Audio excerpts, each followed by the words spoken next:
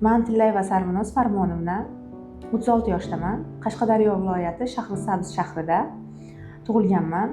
Onam akusherkalar, adam tadbirkor bo'lganlar, Alloh rahmat qilsin, o'tib qoldilar.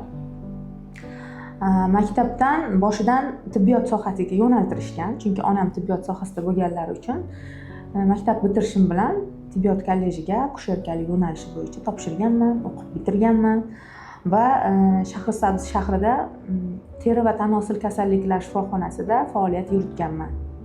3 ta farzandimni tug'ilib, to dekretigacha shu bolnitsada faoliyat yuritib borganman.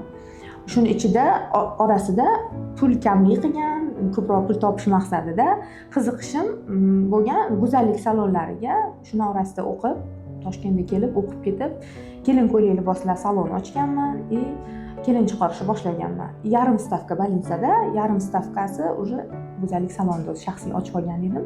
Chunki normal daromad bo'lgan, asosiysi shunaqa qilib ishlab yurganman.